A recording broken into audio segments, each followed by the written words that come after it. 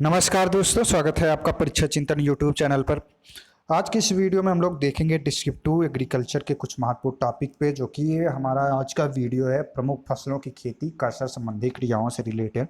तो आज की इस वीडियो में हम लोग देखेंगे धान एवं दाने वाली फसलों यानी सीरियल्स एंड मिलेट्स के क्रॉप के बारे में जो है उनकी खेतियों के बारे में जो है इस वीडियो में अध्ययन करेंगे।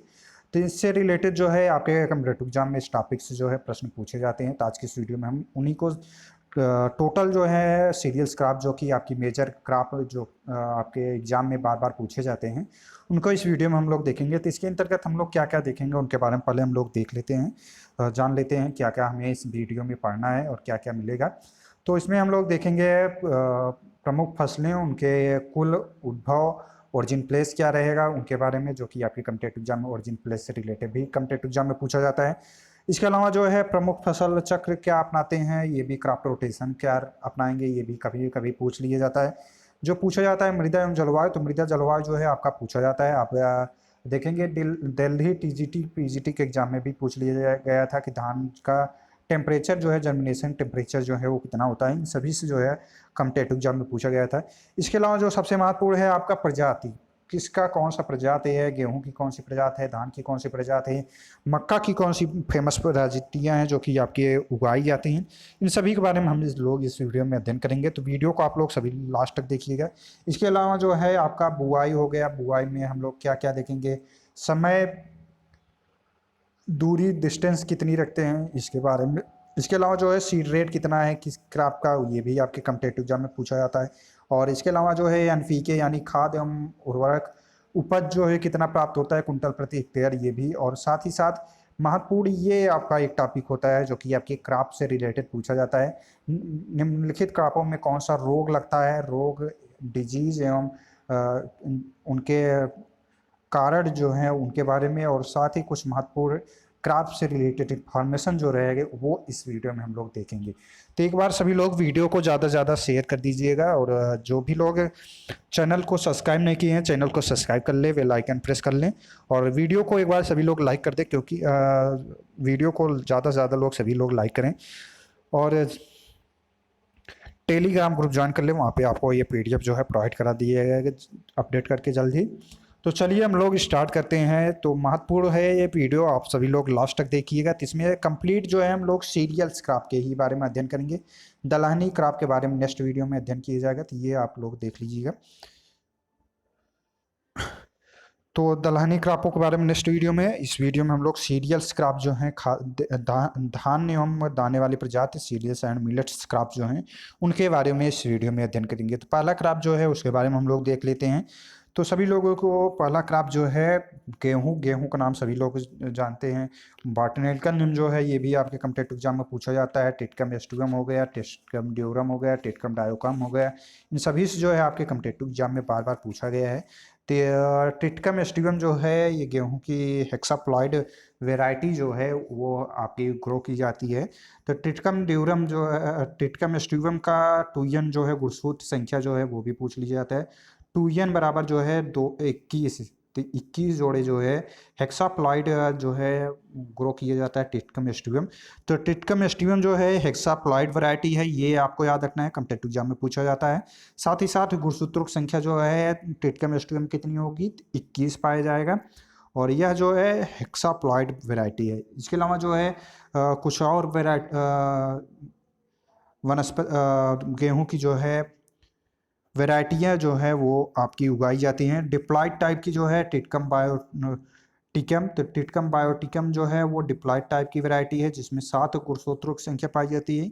इसके अलावा जो है टेट्राप्लाइड वैरायटी कौन सी है गेहूं की, तो टेट्राप्लाइड में जो है आपका टिटकम डायोकोरियड्स जो है ये आपके कम्पिटेटिव एग्जाम में पूछा जाता है, जिसे हम इमर गेहूं के नाम से भी जानते हैं। तो इमर गेहूं तो जो है यह कौन सी वैरायटी है, टेट्राप्लाइड गेहूं की है।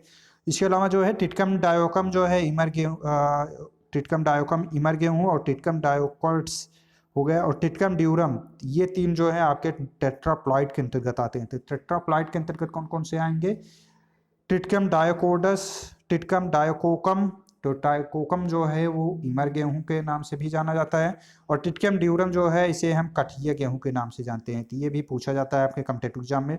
और ये इमर गेहूं तो आपके कॉम्पिटिटिव एग्जाम में पूछा गया है, टीजीटी पीजीटी के एग्जाम में भी। तो टिटकम ड्यूरम हो जाएगा, और इसमें गुणसूत्रों की संख्या जो है ये 14 पाई जाती है। तो ये आपका हो गया। तो ये जो है कुछ भारत में आर्थिक दृष्टि से 3 प्रजातियां जो हैं गेहूं की ये उगाई जाती हैं। तो इसमें जो महत्वपूर्ण है आपका टिटकम एस्टियम जो है पहले नंबर पे है, जिसे हम कॉमन ब्रेड व्हीट के नाम से जानते हैं। दूसरा जो है टिटकम ड्यूरम है, ड्यूरम या मार्कोनी व्हीट के नाम से भी जाना जाता है। इसके अलावा है टिटकम डाइकोकम, जिसे इमर व्हीट के नाम से जानते हैं। तो ये हो गया आपका 3 प्रजातियां गेहूं की जो कि भारत में उगाई जाती हैं। और कई वैरायटी प्रजातियां हैं लेकिन वो नहीं उगाई जाती हैं। फेमस जो है आपके 3 ही वैरायटी है जो है वो उगाई जाती हैं। तो टिटकम एस्टियम जो है लगभग 87% जो है क्षेत्रफल भारत में कवर करता है। 87% क्षेत्रफल पर जो है टिटकम एस्टियम वैरायटी जो है वो ग्रो की जाती है। तो ये आपका हो गया। इसके अलावा जो है आपका टिटकम ड्यूरम जो है वो लगभग 12% क्षेत्रफल पे जो है आपकी बोई जाती है, और जिसमें इसका मेन जो है सूजी बनाने के रूप में प्रयोग किया जाता है। और इसके अलावा जो है आपका इमर व्हीट जो है वो आपका उपमू जो दक्षिण भारत का व्यंजन है बनाने के लिए प्रयोग किया जाता है। तो ये हो गया आपका तीनों प्रजातियां गेहूं की। इसके अलावा जो है गेहूं जो है ग्लूटिन, ये आपके कॉम्पिटिटिव एग्जाम में पूछा जाता है। गेहूं जो है कौन सी क्या पाया जाता है, तो ग्लूटेन जो है वो पाया जाता है। ग्लूटेन के कारण जो है बेकरी के लिए इस आटे का प्रयोग सर्वाधिक किया जाता है।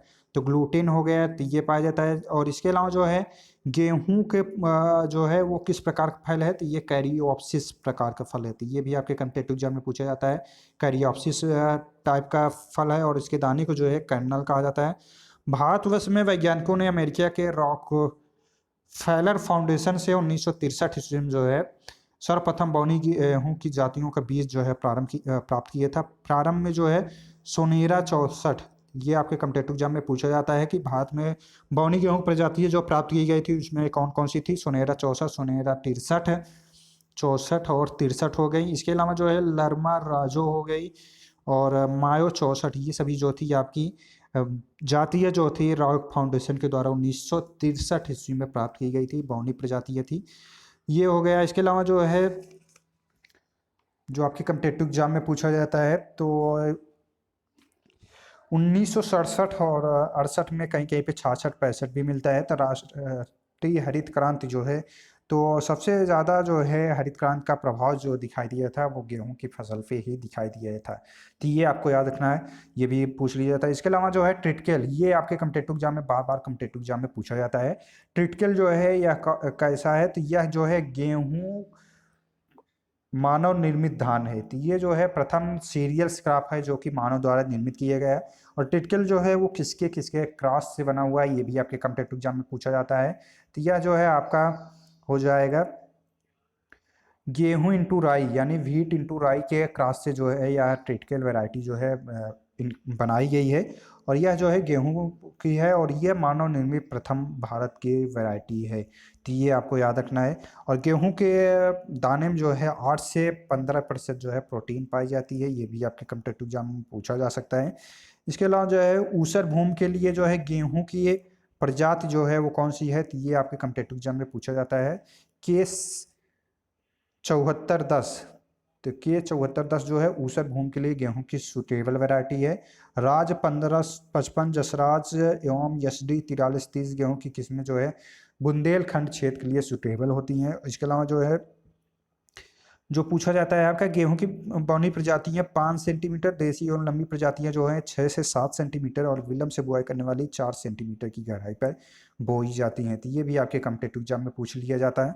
इन सभी के बारे में हम लोग देखेंगे। और तो कुछ क्रांतिक अवस्था जो है गेहूं की वो भी आपके कॉम्पिटिटिव एग्जाम में पूछे जाते हैं। इरिगेशन मेथड से इरिगेशन जो है कब करना चाहिए, तो पहला जो है आपका क्राउन रूट इरिगेशन है, जिसे CRI मेथड काटे हैं, CRI।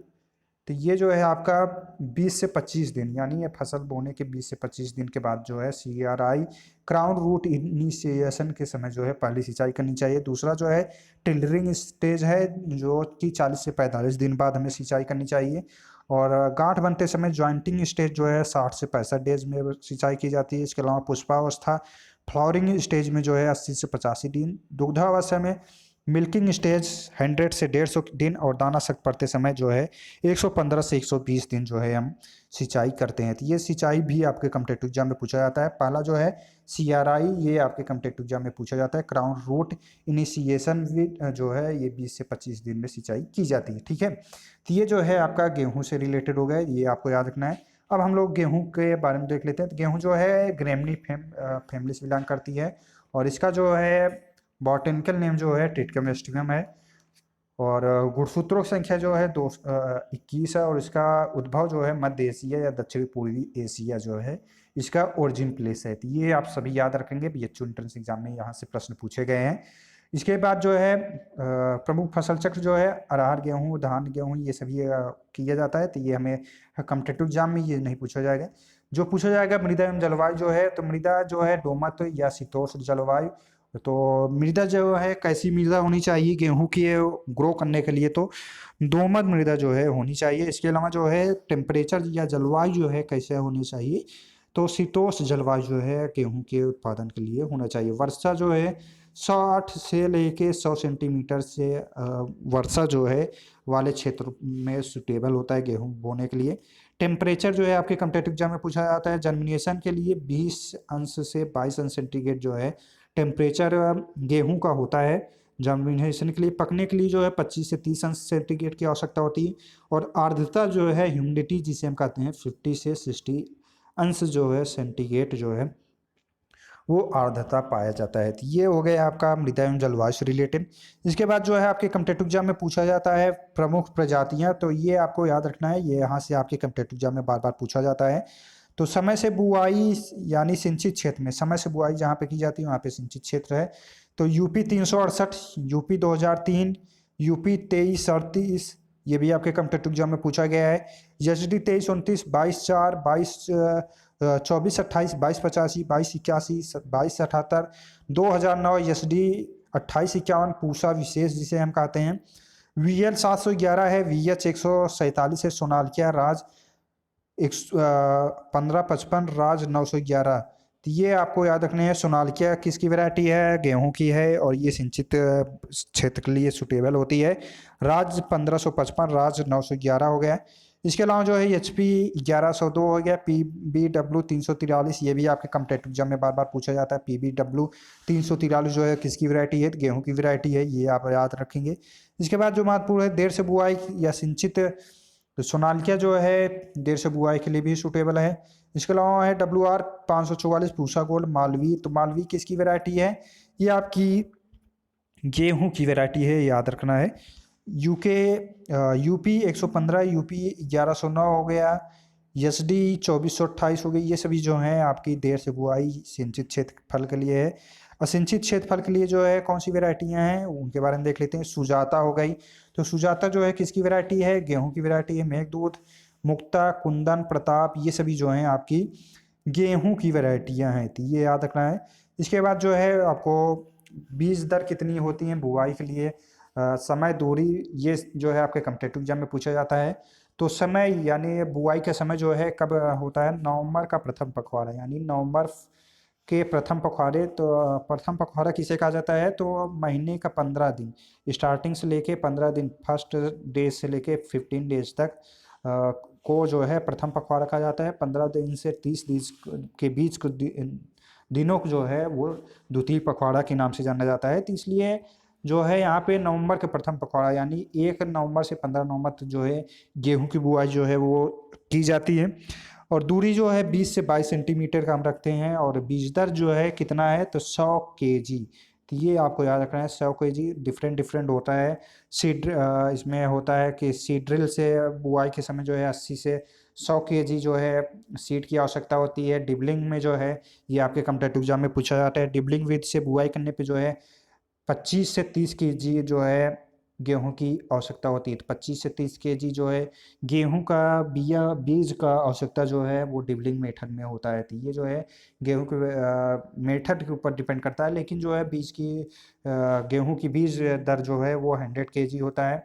इसके अलावा जो है डेप्थ जो है गहराई, हम गेहूं की बीज को जो है कितने गहराई पर बोते हैं, तो 5 सेंटीमीटर। ये आपके कॉम्पिटिटिव एग्जाम में पूछा जाता है, यहाँ से टॉपिक जो कि आपको याद रखना है, ठीक है। इसके अलावा जो है खाद कितना देना है, तो एनपीके जो कि आपके कॉम्पिटिटिव एग्जाम में हालांकि नहीं पूछा जाता है, कभी कभी पूछ भी लिया जाता है। 120 60 40। तो नाइट्रोजन हो गया, फास्फोरस हो गया, पोटास हो गया, एनपीके 120 60 40 का एवरेज रखा जाता है प्रति हेक्टेयर के लिए। और उत्पादन अगर हम देखें जो है गेहूं का उत्पादन प्रति हेक्टेयर कितना होता है, तो 50 से 55 कुंटल प्रति हेक्टेयर।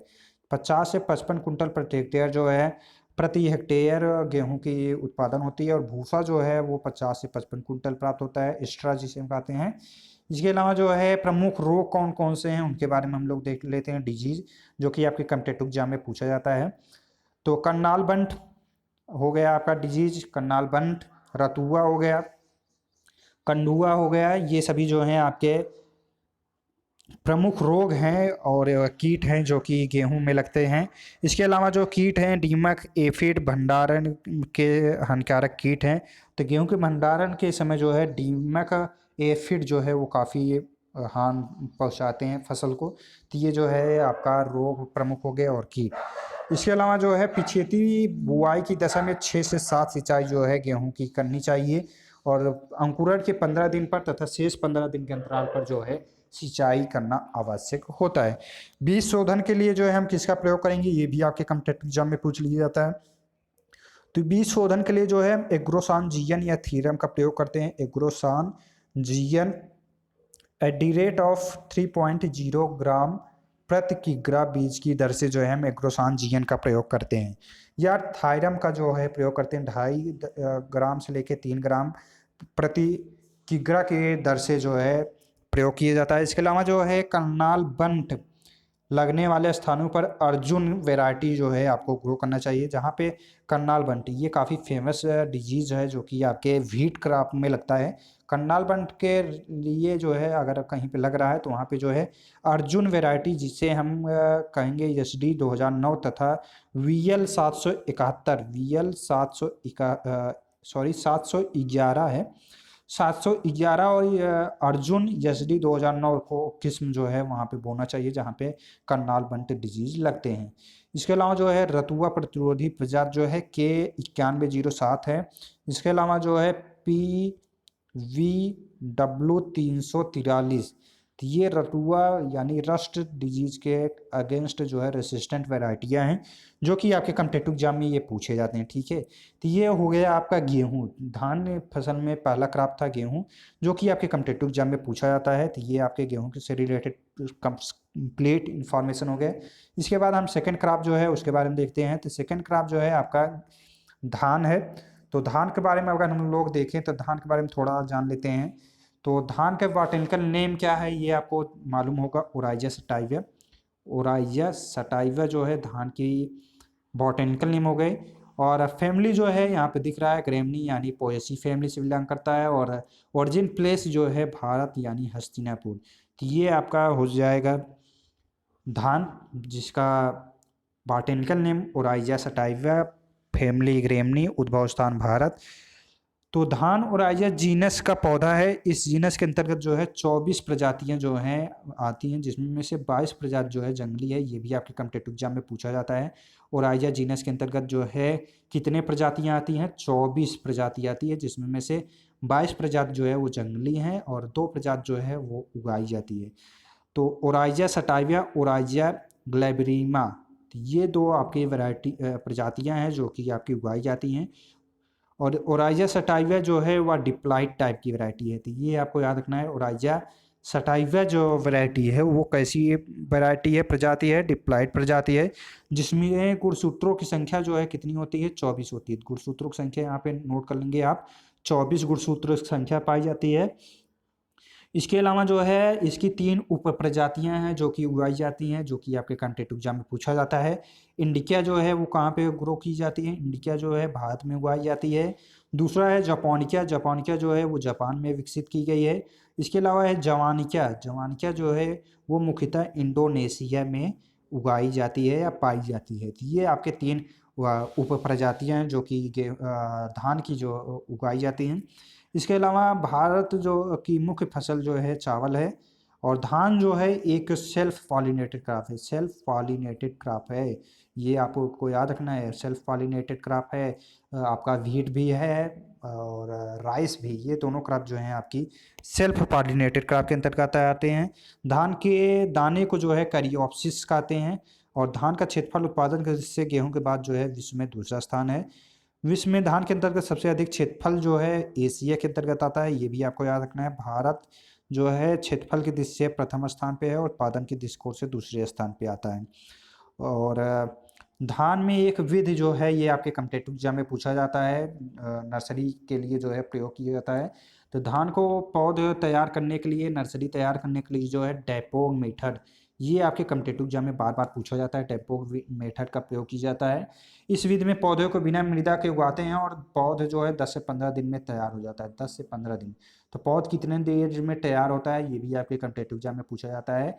तो 10 से 15 डेज में जो है डेम्पोंग मेथड के द्वारा धान की पौध जो है तैयार हो जाती है। यह विधि जो है कहाँ पे प्रचलित थी? फिलीपींस। ये आपके कॉम्पिटिटिव एग्जाम में पूछा जा सकता है, याद रखना है, ठीक है। तो इसके अलावा जो है उत्तर प्रदेश में अगर धान की सर्वाधिक खेती जो है उत्पादन कहाँ पे होता है? तो बस्ती जिला जो है वहाँ पे सर्वाधिक धान की खेती की जाती है, तो ये नोट कर लेंगे आप। इसके बाद है बाढ़ग्रस्त क्षेत्र के लिए चकिया, चकिया छप्पन जो है वो किसकी वैरायटी है? ये आपके कॉम्पिटिटिव एग्जाम में पूछा जाता है, चकिया छप्पन जो है। इसके अलावा मधुकर, मधुकर जो है ये भी धान की वैरायटी है। ये दोनों जो है बाढ़ग्रस्त क्षेत्र में धान की वैरायटियाँ, प्रजातियाँ जो है उगाई जाती हैं। गोविंद एवं प्रसाद 2 वैरायटियाँ हैं धान की, गोविंद और प्रसाद। गोविंद हो गई, प्रसाद, ये दोनों वैरायटियाँ जो हैं आपके पंतनगर यूनिवर्सिटी के द्वारा विकसित की गई हैं। धान की जो वैरायटी है कुछ महत्वपूर्ण है, सरजू 52 है, सरजू 62 नागेंद्र नरेंद्र देव कृषि विश्वविद्यालय फैजाबाद के द्वारा निकाली जाती हैं। IR20 × IR24 के क्रॉस से धान की गोविंद किस्म जो है विकसित की गई। तो गोविंद वैरायटी जो है धान की वो किसके क्रॉस से बनी हुई है? तो ये भी आपके कॉम्पिटिटिव एग्जाम में पूछा गया है। तो ये जो है IR20 × IR24 के क्रॉस से बनी हुई थी, ये नोट कर लेंगे आप। इसके अलावा जो है सूखा अवरोधी धान की प्रजाति कौन सी है? साकेत 4। साकेत 4 किसकी वैरायटी है? धान की है, ये भी नरेंद्र कृषि विश्वविद्यालय से निकली हुई है। और यह जो है ड्रॉट रेसिस्टेंट वैरायटी है धान की, तो ये नोट कर लेंगे आप। धान में पानसुख बीमारी लगती है, ये किसकी डिफिशियंसी के कारण लगता है? पानसुख बीमारी जो है नाइट्रोजन की डिफिशियंसी के कारण लगता है, ये भी आपके कॉम्पिटिटिव एग्जाम की दृष्टिकोण से महत्वपूर्ण है। और टुंगरू डिजीज जो है ये वायरस के द्वारा फैलता है, जो कि हरा फुदका के द्वारा जो है धान में फैलता है, ये भी आपके कॉम्पिटिटिव एग्जाम में पूछा जाता है। टुंगरू डिजीज जो है वो किस में लगता है? पहला क्वेश्चन हो गया, टुंगरू डिजीज किसके द्वारा फैलता है? हरा फुदका के द्वारा फैलता है, तो जो है ग्रीन हॉपर के द्वारा जो है ये एक स्थान से दूसरे स्थान पे जो है यह डिजीज फैलता है। ITR 1039 धान की संकर प्रजाति है। इसके अलावा जो है धान की कुछ महत्वपूर्ण मौसम हैं जो कि उगाई जाती हैं, उनसे रिलेटेड भी आपके कॉम्पिटिटिव एग्जाम में पूछा जाता है, जो कि इस तरीके से हैं। अस, अमन, अस हो गया आपका, अमन हो गया। इसके बाद है बोरो। तो ये 3 सीजन है जो कि धान उगाई जाती है इन तीनों सीजनों में। तो अस सीजन जो है खरीफ में बोई जाती है, और अमन सीजन जो है रबी में बोई जाती है, और ग्रीष्म या बसंत कालीन सीजन में जो है, ग्रीष्म या बसंत कालीन सीजन जो है बोरो फसल जो है उगाई जाती है। अस वैरायटी फसल सीजन जो है वो कहाँ पे उगाई जाती है? या पश्चिम बंगाल और बिहार में, ये आपको नोट कर लेना है। इसके अलावा जो है आपका रवि में अमन जो सीजन है, अमन सीजन में उड़ीसा में उगाया जाता है, ये भी आपके कॉम्पिटिटिव एग्जाम में पूछा जाता है। अमन सीजन में जो है धान की उगाई जो फसल जो है वो कहाँ पे उगाया जाता है? तो उड़ीसा में उगाया जाता है। बोरो सीजन जो है पश्चिम बंगाल में उगाया जाता है। बुआई का समय जो है इन सभी का जो है पूछा जाता है, तो अस का बुआई का समय जो है वो कब है? अस का बुआई का समय जो है मई जून है, ये आप नोट कर लेंगे, मई जून हो जाएगा। और कटाई का समय जो है सितंबर अक्टूबर, क्योंकि ये खरीफ सीजन का है। अमन जो है आपका रवि सीजन का है, तो ये जून जुलाई में बुआई होती है और नवंबर दिसंबर में जो है इसकी कटाई होती है। इसके अलावा बोरो प्रजाति है, तो बोरो प्रजाति जो है पश्चिम बंगाल में उगाई जाती है, नवंबर दिसंबर में इसका बुआई होता है और मार्च अप्रैल में जो है इसकी कटाई होती है। तो ये 3 सीजन है जो कि धान की फसल में प्रयोग किए जाते हैं। तो ये धान की फसल से रिलेटेड हो गया। अब इसके बारे में हम लोग थोड़ा देख लेते हैं जो कि आपके कर्सर संबंधी क्रियाएं हैं धान की, उनके बारे में। तो धान ग्रेमनी पोएसी कुल का वैरायटी ग्रेमनी फैमिली की है, और ये जो कि आपका गुणसूत्रों की संख्या जो है इसमें कितनी पाई जाती है? तो 24 जो है गुणसूत्रों की संख्या पाई जाती है। और ये जो है आपके भारत हस्तिनापुर में उगाई जाती है, यानी इसका ओरिजिन प्लेस जो है भारत है। और मृदा जो है भारी दोमट मृदा इसके लिए सूटेबल है। वर्षा जो है 140 सेंटीमीटर इसके लिए वार्षिक वर्षा होना आवश्यक है। टेम्परेचर जो है 21 से 37 अंश सेंटीग्रेड रहता है। पीएच मान जो है 4.5 से 8.0 पीएच मान तक जो है हम धान की फसल का उगा सकते हैं। इसकी कुछ वैरायटियां हैं। सिंचित दशा के लिए जो है IR8, तो ये आपके कम्पिटेटिव एग्जाम में बार बार पूछा गया है। IR8 जो है वो किसकी वैरायटी है? IR24 जया जो है किसकी वैरायटी है? पंत किसकी वैरायटी है? साकेत 4 किसकी वैरायटी है? साकेत 4 जो है ये ड्राफ्ट रेसिस्टेंट वैरायटी है। सोना जो है किसकी वैरायटी है? जयंती किसकी वैरायटी है? रत्ना मनहर गोविंद किसके क्रॉस से बना हुआ है? IR20 IR24 ये हो गया। प्रसाद जो है किसकी वैरायटी? नरेंद्र 2 नरेंद्र 359 सरजू 52 और जमुना, ये सभी जो है सिंचित दशा के लिए धान की वैरायटियां हैं। इसके बाद है असिंचित दशा के लिए साकेत 4 है, झोना 349 है, अमृत है, नरेंद्र 1 है, नगीना 22 है, कावेरी है, गंगा कावेरी है, दुलारा है, गौरी है। ऊसरली भूमि के लिए जो है धान की वैरायटी है कौन सी हैं, ये आपके कॉम्पिटेटिव एग्जाम में पूछा जाता है। तो ऊसरीली भूमियों के लिए जो है साकेत 4 है, IR8 है, T9 है, T23 है, T26 है, झोना 349 लकड़ा ऊषा 1 जया दामोदर पूसा 221।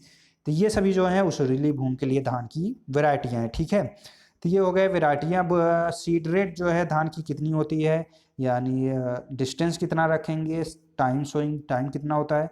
तो समय जो है जून जुलाई, अगर हम सीधी बुआई कर रहे हैं तो जून जुलाई में धान की बुआई की जाती है। और ट्रांसप्लांटिंग करना है तो जुलाई का प्रथम सप्ताह में रोपाई की जाती है। तो ट्रांसप्लांटिंग जो है जुलाई के प्रथम सप्ताह में। डिस्टेंस जो है 20x15 का रखते हैं, 15 सेंटीमीटर, व 2 पौधे जो है इसमें प्रयोग किए जाते हैं ट्रांसप्लांटिंग के समय। सीड रेट जो है वो 30 से 35 किग्रा जो है आपका लगता है रोपाई मेथड में, और 60 से 90 किग्रा जो है आपका सीधी बुआई में जो है लगता है। तो ये जो है आपका सीड रेट हो गया।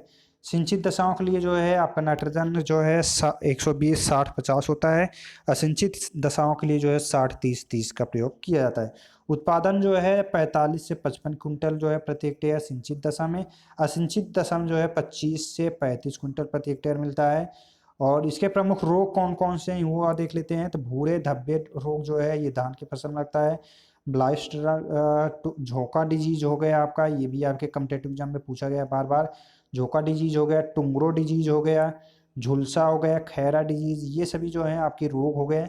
इसके अलावा जो है प्रमुख इंसेक्ट जो हैं वो कौन कौन से? टिड्डा लगता है, टिड्डा हो गया, गंधी बग लगता है, स्टेम बोरर लगता है, जैसिड लगता है। और ये सभी जो हैं आपके महत्वपूर्ण कीट हैं जो कि ये राइस के फील्ड में लगते हैं और भंडारण के समय लगते हैं। और इनका डिजीज जो है वो आपका भूरा धब्बे, झोंका, टुंगरो और झुलसा, खैरा, ये सभी जो है कॉम्पिटेटिव एग्जाम में पूछा जाता है। खैरा जो है जिंक की डिफिशियंसी के कारण होता है। L9 ने जो है पंतनगर में इसकी खोज की थी, तो ये भी आपके कॉम्पिटेटिव एग्जाम में पूछा जाता है। तो ये हो गया आपका प्रमुख रोग व कीट धान का। इसके बाद जो है सिंचाई आवश्यकता जो है वो कल्ले निकलते समय, फूल आने पर, दूध पड़ने के समय, नमी की कमी होने पर जो है सिंचाई करते रहना चाहिए। गोविंद प्रसाद तथा पंत धान 4 जो है बैक्टीरियल लीफ रोधक वैरायटी हैं। तो बैक्टीरियल लीफ रेसिस्टेंट वैरायटियाँ जो हैं वो कौन कौन सी हैं? गोविंद है, प्रसाद है, पंत, धान, चार, ये सभी जो हैं बैक्टीरियल लीफ रेसिस्टेंट वैरायटियां हैं। ये आपको याद रखना है। सुरीली भूमि में 25 से 30 किग्रा प्रति हेक्टेयर की दर से जो है जेडियन SO4 का प्रयोग करते हैं। जिंक सल्फेट का प्रयोग जो है सुरीली भूमियों के सुधार के लिए प्रयोग किया जाता है। तो ये भी आपको कॉम्पिटिटिव एग्जाम में पूछा जाता है। तो कितना हम प्रयोग करते हैं? 25 से 30 किग्रा। ये भी आपके कॉम्पिटिटिव एग्जाम में पूछा जाता है। ठीक है, तो ये हो गया आपका धान का फसल। इसके बाद जो महत्वपूर्ण है बारगस क्षेत्र के लिए चकिया 59 वैरायटी है, मधुकर जलमग्न T9 है, मूल्य नलिन जो है वो किसकी वैरायटी है? यह भी आपके कॉम्पिटिटिव एग्जाम में पूछा जा सकता है। पूसा 33 हो गया, पूसा 615 हो गया, पूसा बासमती 1, ये आपकी सुगंधित धान की वैरायटियां हैं जो कि आपके कॉम्पिटिटिव एग्जाम में पूछी जाती है।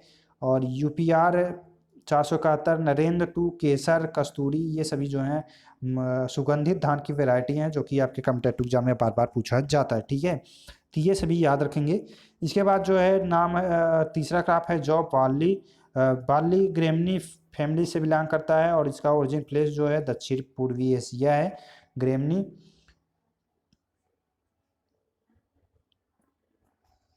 तो यहाँ पे जो है इसके लिए मिट्टी की आवश्यकता जो है वो दोमट हल्की मिट्टी होना आवश्यक है। टेम्परेचर जो है 20 से 100 सेंटीमीटर वर्षा जो है वार्षिक वर्षा होना चाहिए। तापक्रम जो है 18 से 25 सेंटीग्रेड। सिंचित दशा के लिए वैरायटी कौन कौन सी है जौ की? ये भी आपके कॉम्पिटिटिव एग्जाम में पूछा जाता है। रंजीत हो गई, ज्योति हो गई, जागृत हो गई, मंजुला हो गई। तो ये मंजुला किसकी वैरायटी है? तो जौ की वैरायटी है। ये आपके कॉम्पिटिटिव एग्जाम में पूछा गया है। करड़ 3 हो गया, करड़ 15 हो गया, करड़ 19 हो गया, करड़ 265 के 24 के 16 के 409, DL 120, DL 165 हो गई। असिंचित दशा के लिए कौन सी वैरायटियाँ हैं? विजया है, आजाद, रत्ना, अंबर, लक्षण, गीतांजलि, करड़, करड़ 142, ये सभी जो है असिंचित दशक के लिए बालिक वैरायटी हो गई। उस्तरीली भूमि के लिए जो है आजाद है, अंबर है, लखन है, करड़ 141 है, करड़ 125 है।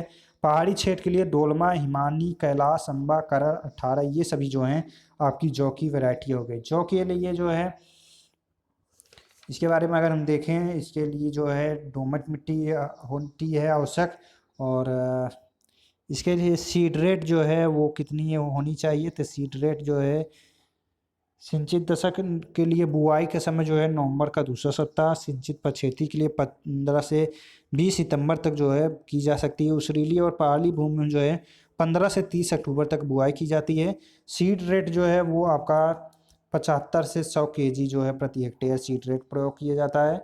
इसका कुछ प्रमुख डिजीज हैं उनके बारे में देख लेते हैं। तो डिजीज जो है स्ट्रिप डिजीज है। स्ट्रिप डिजीज किस में लगता है? तो आपका बार्ली में लगता है। मोलिया डिजीज, ये भी आपके काफ़ी फेमस डिजीज है। मोलिया डिजीज जो है किस में लगता है? तो राई में लगता है। प्रमुख कीट कौन से हैं? दीमक, एफिड जो है, गुजिया, ये सभी जो है भंडार के समय लगते हैं। तो वैरायटियों के बारे में हम लोगों ने देख ही लिया है। इसके अलावा जो है करड़ 3, 4, 16, 18, 19, 2001 व 2065 जो है छिलका रहित किस्में हैं।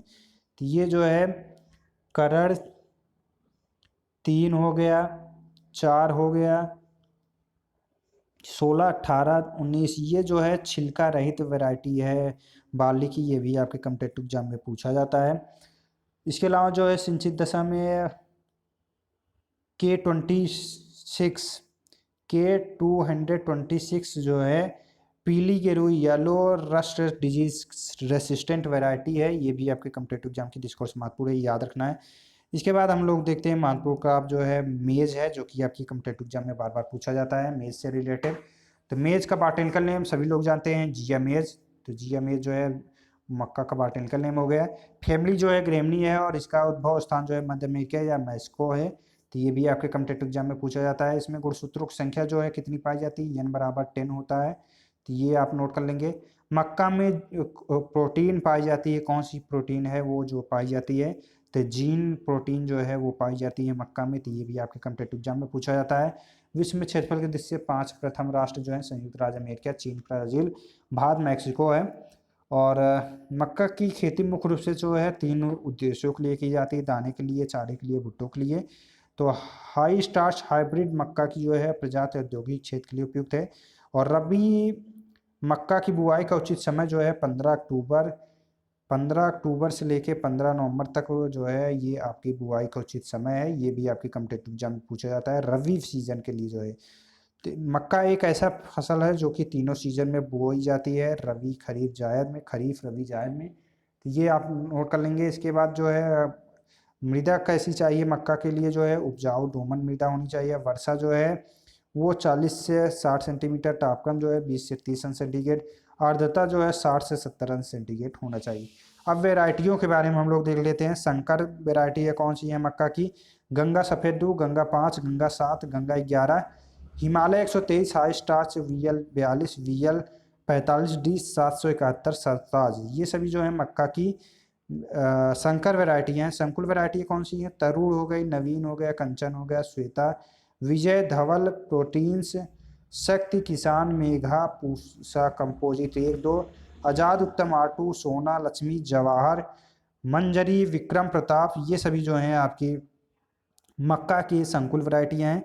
देसी उन्नत के लिए जो है मेरठ पीली, जौनपुरी सफ़ेद टाइप ये वैरायटियाँ हैं मक्का की। तो ये जो है मक्का के बारे में हो गया। इसकी सीड रेट जो है वो कितना है? तो सीड रेट जो है अगर हम संकर धान की संकर मक्का की बात करें, संकर मक्का की जो है ये वाला आपका संकर मक्का में जो है सीड रेट जो है 20 से 25 केजी होता है। और संकुल मक्का में जो अगर बात करें तो 18 से 20 केजी होता है। तो ये दोनों अंतर होता है सीड रेट में। तो 20 से 25 केजी जो है संकर धान में होता है और संकुल धान में जो है 18 से 20 किग्रा प्रति हेक्टेयर होता है। NPK जो है 120, 60, 50 के एवरेज से देते हैं। दाना जो उत्पादन होता है 30 से 40 किग्रा होता है। प्रमुख रोग कौन कौन से लगते हैं इसमें? गेरुआ, कंडुआ, झुलसा, तना विगलन। और प्रमुख कीट जो है टिड्डा लगता है, तना मक्खी लगता है, तना बेधक, पत्ती लपेटक। ये सभी जो हैं मक्का की फसल में लगते हैं। पूसा अरूण जो है वो बरानी क्षेत्र की किस्म है जो कि 80-85 दिन में पककर जो है 40 कुंटल वैरायटियाँ प्रदान करती हैं। तो ये जो है पूसा अरूण जो है वो किसकी वैरायटी है? ये आपके कॉम्पिटिटिव एग्जाम में पूछा जाता है। तो ये जो है मक्का की वैरायटी है। इसके अलावा जो है सूर्या वैरायटी है जो कि आपके कॉम्पिटिटिव एग्जाम में पूछा जाता है।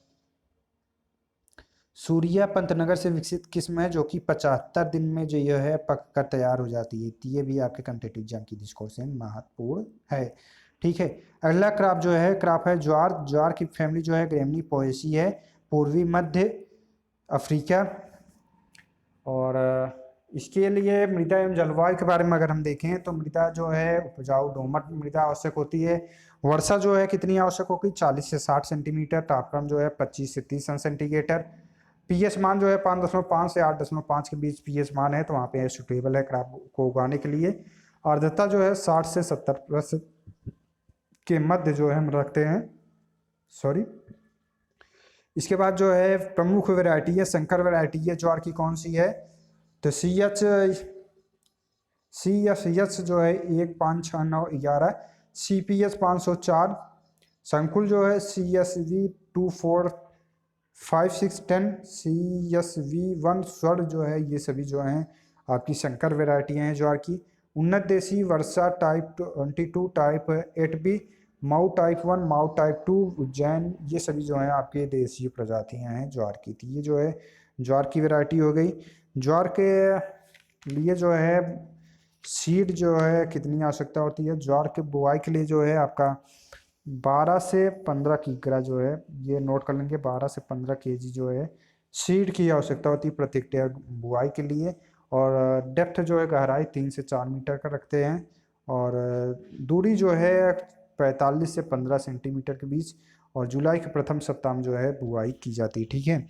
इसके अलावा जो है इसके प्रमुख रोग जो हैं गेरुआ, कंडुआ, अर्गट रोग। ये आपके कॉम्पिटिटिव एग्जाम में पूछा जाता है, यूपी कैडेट के एग्जाम में भी पूछा गया है। अर्गट डिजीज जो है वो किस में लगता है? ज्वार में लगता है। तो ये आपका अर्गट हो गया। ग्रीन ईयर डिजीज जो है वो आपका बाजरा में लगता है। और प्रमुख कीट जो है टिड्डा है, मिज है, तना छेदक है, तना मक्खी है। तो ये जो है आपका प्रमुख कीट हो गए। और वर्षा न होने पर 1-2 सिंचाई जो है इसमें करना आवश्यक होता है। वर्षा किस्म जो है टाइप 22 की अपेक्षा जो है 30% अधिक उपज जो है वो प्रदान करती है। तो ये ज्वार हो गया। बाजरा है। ग्रेमनी पोएसी फैमिली से है। बॉटेलिकल नेम जो सॉरी ओरिजिन पेस जो है इसका अफ्रीका है। और मृदा जो है बलू दोमट आवश्यक मृदा होती है 40 से 50 सेंटीमीटर। तापक्रम जो है 28 से 30 सेंटीमीटर।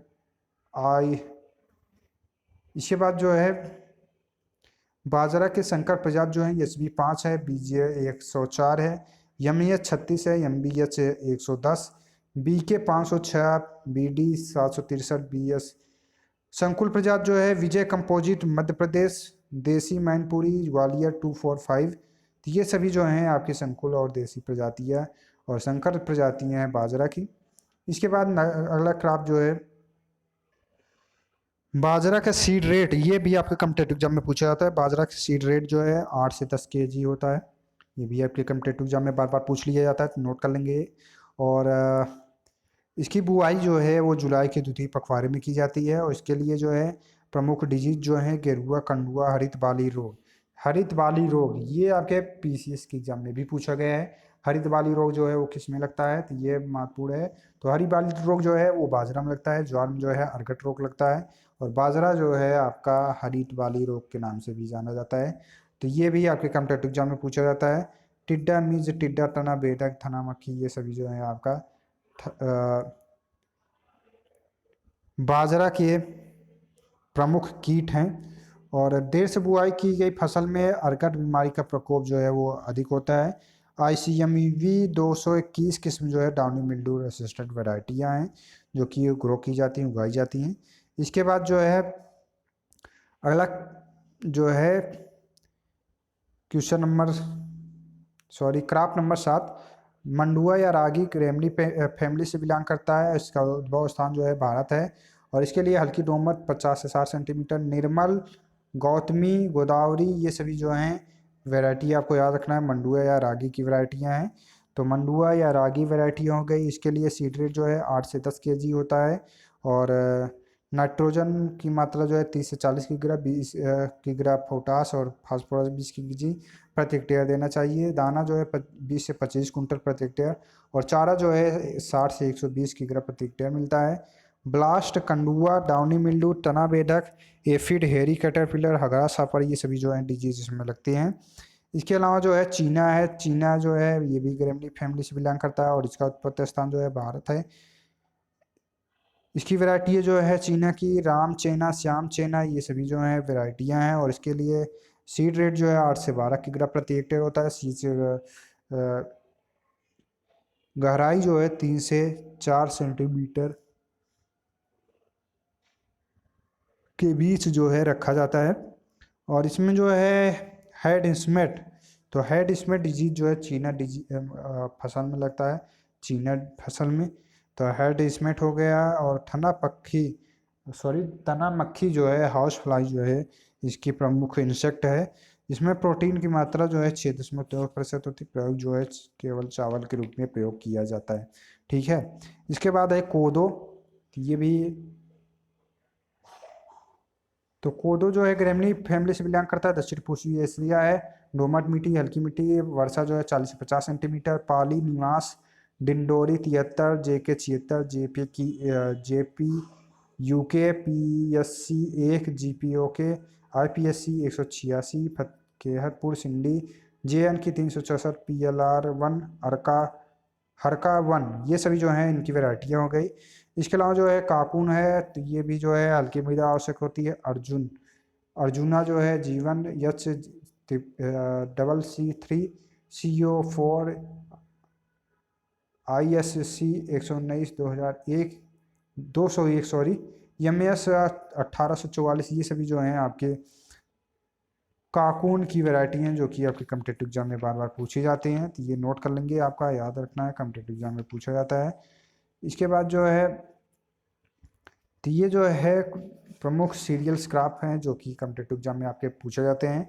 तो इन सभी के वैरायटियाँ जो है बताई गई हैं, आपको याद रखना है। और सीड रेट जो है कितनी है इन सभी के बारे में, गुणसूत्रों की संख्या कौन सी क्या है, फैमिली क्या है, ओरिजिन प्लेस क्या है, ये टॉपिक जो है आपके कॉम्पिटिटिव एग्जाम में बार बार पूछा जाता है। इन्हीं के बारे में हम लोग ने इस वीडियो में देखा। अगले वीडियो में हम लोग मिलते हैं किसी नए टॉपिक में जो कि आपका दलहनी फसलों की सूची जो है कंप्लीट दलहनी फसलों के बारे में भी इसी तरीके से है, उनके सीड रेट क्या है, उनकी बुआई कब की जाती है, इन सभी के बारे में जो है अगले वीडियो में हम लोग अध्ययन करेंगे। तो एक बार वीडियो को सभी लोग ज़्यादा से ज़्यादा लोग शेयर करते हैं, और वीडियो को जिन्होंने लाइक नहीं किया लाइक कर दें, और जिन्होंने चैनल को सब्सक्राइब नहीं किया चैनल को सब्सक्राइब कर ले, और बेल आइकन प्रेस कर दें, और टेलीग्राम को ज्वाइन कर लें, वहाँ से लेटेस्ट इन्फॉर्मेशन जो है आपको मिलता रहेगा। तो चलिए वीडियो को यहीं पे एंड करते हैं, मिलते हैं नए किसी वीडियो में। तब तक के लिए वीडियो को देखते रहें। वीडियो देखने के लिए धन्यवाद।